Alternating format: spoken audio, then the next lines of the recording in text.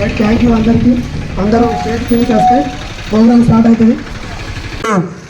ఈ పూజ కార్యక్రమంలో పాల్గొనాలని కోరుచున్నాం. గాంధీనగర్ సర్పంచ్ రామగౌడ్ సార్, మా అధ్యక్షులు గాంధీనగర్ అధ్యక్షులు లేకున్నా ఎవరైనా కూడా పూజ కార్యక్రమంలో పాల్గొనాలని కోరుచున్నాం. గాంధీనగర్ తాండా సర్పంచ్ గారు కూడా పూజ కార్యక్రమంలో పాల్గొనాలని కోరుచున్నాం. అదేవిధంగా బాన్స్వాడ అలాగే మీకు పిలువపడ్డది ఎడ్లరాగడ్ తాండా బలరామన్న పూజ కార్యక్రమంలో పాల్గొనాలని కోరుచున్నాం.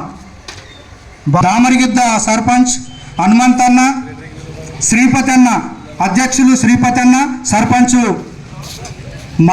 స్వేచ్ఛగా మాట్లాడే హక్కులున్నాయి. మరి మంచి విద్య, మంచి ఎన్నో విధమైన హక్కులు మనం సాధించుకోగలిగినాం. కాబట్టి మన భావి తరాలకు, మన కొత్త తరాలకు మనం అంబేద్కర్ గురించి చెప్పాల్సిన అవసరం ఉంది.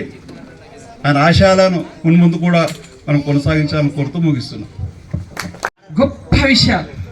సో ఆయనను మనము స్ఫూర్తిగా తీసుకొని మరి వాడవాడలా ఆయనను నెమరు వేసుకోవడం చాలా గొప్ప విషయం.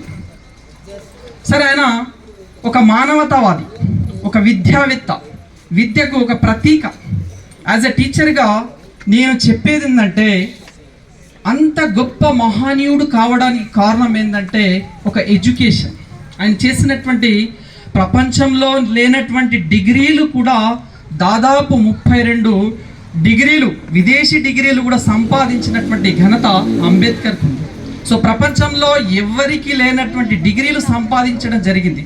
అంతటి మేధావి మనం ఈరోజు మన భారతదేశంలో ఆయనను ఘనంగా సత్కరించుకుంటాం.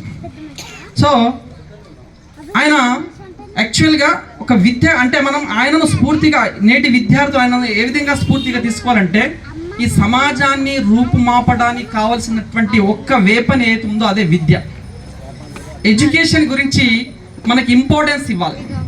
ఈరోజు విద్యార్థులందరూ కూడా ఆయన చెప్పినటువంటి మార్గంలో, ఆయన ఆశించినటువంటి ఆశయాల సాధన కోసం ఒక లక్ష్యాన్ని ఏర్పరచుకొని ఒక కమిట్మెంట్తోని ఒకవేళ సాధన చేస్తే ఖచ్చితంగా, ఒకవేళ ఒక కుటుంబంలో ఒక వ్యక్తి మంచి ఎడ్యుకేటెడ్ అయిందంటే ఖచ్చితంగా ఆయన మారుతాడు, ఆయన కుటుంబం మార్గాలను అధిగమించి కృత్య నిర్వహణలో వైవిధ్యాన్ని చూపిండు. కాబట్టి ఈరోజు ఇటువంటి అంటే అంత పెద్ద మేధావి కావడానికి అవకాశం ఉంది. సో ఆయన కోట్లలో ఒకడు. సో ఇంత పెద్ద అంటే మన ప్రపంచంలో అతిపెద్ద లిఖిత రాజ్యాంగమైనటువంటి రాజ్యాంగం అది భారతదేశానికి ఆయన రావడం ఒక గొప్ప గర్వకారణంగా మనం ఫీల్ అవుతున్నాం. సో ఈరోజు ఆయనను మనం స్ఫూర్తిగా తీసుకుంటున్నాం. సో కాబట్టి నేటి విద్యార్థులు ఒక లక్ష్యాన్ని ఏర్పరచుకోవాలి. మనకు బ్యాక్గ్రౌండ్ ఏముందనేది ముఖ్యం కాదు. ఒకవేళ మనం ట్రై చేస్తే, ఎఫర్ట్స్ పెడితే ఖచ్చితంగా మనకు ముందుకు వెళ్ళడానికి అవకాశం ఉంటుంది. సో వాస్తవంగా కూడా మన పల్లె ప్రాంతాల్లో కూడా బ్యాక్గ్రౌండ్ చాలా పూర్గా ఉంటుంది. సో మనకి ఏ చిన్న ఆటంకం వచ్చినా చదువును వదిలేసి ఏదో పనులు చేసుకోవడం తాత్కాలిక. ఈరోజు ఒక పిల్లవాడు ఒక 10వ తరగతి ఇంగ్లాండ్ కింద ఉన్నది కాబట్టి మన ఇండియా నుంచి కూడా కొంతమంది పార్లమెంట్ మెంబర్స్ని అక్కడికి పిలిచిర్రు. అయితే మనకు ఇక్కడ నుంచి ఇండియా నుంచి 3 రౌండ్ టేబుల్ సమావేశాలకు కూడా అటెండ్ అయ్యి మన యొక్క స్థితిగతుల గురించి రౌండ్ టేబుల్ సమావేశంలో మాట్లాడిన ఏకైక వ్యక్తి మహనీయుడు, స్ఫూర్తి ప్రదాత అంబేద్కర్ గారు. సో మనకు ఆ 3 రౌండ్ టేబుల్ సమావేశాల్లో ఓన్లీ ఒకే ఒక సమావేశానికి అంటే 1931లో జరిగిన రౌండ్ టేబుల్ సమావేశానికి మహాత్మా గాంధీ గారు అటెండ్ అయ్యారు. సో అప్పట్లో ఆయన పూణేలోని ఎర్రవాడ జైలులో ఉంటే ఎవరు మన మహాత్మా గాంధీకి మరియు లార్డ్ ఇర్విన్ ఎవరైతే మన ఇంగ్లాండ్ లోపల భారతదేశాన్ని వైస్రాయ్గా పరిపాలిస్తున్నారో లార్డ్ ఇర్విన్ గారి యొక్క చర్చలకు ఇక్కడ అంటే అప్పట్లో మనకు మొత్తం ఏదైతే మనకు ఉద్యమం నడిపిస్తున్నదో ఉద్యమంలో మెయిన్ వ్యక్తి మహాత్మా గాంధీకి మధ్యలో చర్చలు జరుగుతాయి. అంత కష్టపడ్డారు కాబట్టి మనం ఇక్కడ ఇంత స్వేచ్ఛగా మంచిగా దర్జాగా కూర్చున్నామంటే ఆ యొక్క మహానుభావుని కృషి అని మీకు అందరికీ నేను తెలియజేస్తా ఉన్నాను. ఈ యొక్క మహానుభావునికి గురించి మనం ఎంత చెప్పినా ఇక తక్కువనే. అలాంటి మహానుభావుడు మన డాక్టర్ బిఆర్ అంబేద్కర్ గారు అని మీకు అందరికీ తెలియజేస్తున్నా. కాబట్టి ఈ యొక్క నాకు అవకాశం ఇచ్చిన ఈ పెద్ద ఆయన పోరాట తత్వం కానీ ఎక్కడ వెనుకడవేయకుండా నిజంగానే ఆయన ఎదుర్కొన్నటువంటి ఎక్కడ బాల్యంలోనే ఎదుర్కొన్నాడు. పాఠశాలలో పోతే కూడా ఆయనకు పక్కన కూర్చుండబెట్టేవాళ్ళు కాదు. ఆయన కేవలం కాన్సన్ట్రేషన్ కేవలం పక్క కూర్చున్నా ఆయన కాన్సన్ట్రేషన్ మొత్తం స్టడీ మీదనే పెట్టి ఆ యొక్క స్టడీ పైన కాన్సన్ట్రేషన్ చేసి ఆ విద్యను సార్ గారు చెప్పినట్టు డిగ్రీలు చేసిన గొప్పతనం మన బాబాసాహెబ్ అంబేద్కర్ గారిది. అతనికి చదువుకున్నటువంటి ఆ డిగ్రీలు చదివిన ఉద్యోగం వస్తే ఈయన అంటరాని వాడుగా గుర్తు ఇచ్చేసి ఆ కింద ఉన్న స్థాయి వాళ్ళు కూడా అతని ఏది చెప్పినా చేయకుండా ఆయన ఒక చులకనగా చూస్తే ఈ జాబ్ ఏముందని వదిలేసిన ఘనత కూడా బాబాసాహెబ్ అంబేద్కర్ గారిది. అంటే తన లక్ష్యం తన వాళ్ళను బడుగు బలైన వర్గాలు కొందరు అనుకుంటారు అంబేద్కర్ అంటే ఓ దళితుడు అనుకుంటారు. దళిత కాదు, అందరి వాడని గుర్తుంచుకోవాల్సిన అవసరం ఉంది.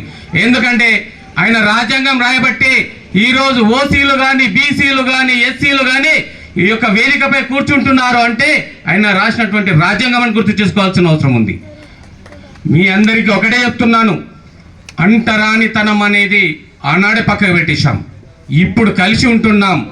కలిసి ఏదైనా సాధించుకోవాలంటే అందరం కలిసి ఉండాల్సిన అవసరం ఉంది. కాబట్టి ప్రతి ఒక్కరికి పేరు పేరున చెప్పేది ఒకే ఒకటి, సాహెబ్ గారి లక్ష్యాన్ని మనలో ఉంచుకొని ముందడుగు వేయాలని ప్రతి ఒక్కరికి కోరుకుంటున్నా. చిన్న ఉపన్యాసం. వాళ్ళ యొక్క తల్లిదండ్రులు 14వ సంతానం. ఈ మహనీయుడు మనకు అప్పుడు పెద్ద మనుషులు అంటుంటారు యుగానికి ఒక పురుషుడు పుడతాడని చెప్పేసి. అలాగే మన భారతదేశంలో ఈ అంబేద్కర్ పుట్టడం మన యొక్క అదృష్టం అనుకోవాలి. ఎందుకంటే ఈరోజు బీసీ ఎస్సీ ఎస్టీ రిజర్వేషన్ ఫలాలు మనం ఈరోజు పొందుతున్నాం. విద్యలో కానీ ఉద్యోగంలో కానీ పొందుతున్నామంటే అది ఆయన యొక్క చెలవే అనుకోవాలి. ఈ అంబేద్కర్కి ఏ ఒక్క సామాజిక రంగానికి కానీ ఏ ఒక్క కులానికి కానీ మతానికి కానీ ప్రాంతానికి కానీ ముడిపెడితే అది ఒక మన యొక్క మూర్ఖత్వం అవుతుందని నేను అనుకుంటున్నాను.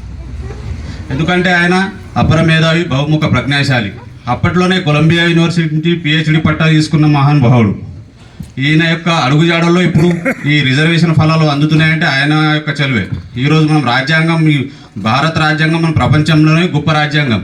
దానికి స్వేచ్ఛ సమానత్వం అనేవి అన్నీ మనకు కల్పించబడ్డాయి. ఓటు హక్కు కూడా ఆ రాజ్యాంగం ద్వారా కల్పించబడ్డాయి.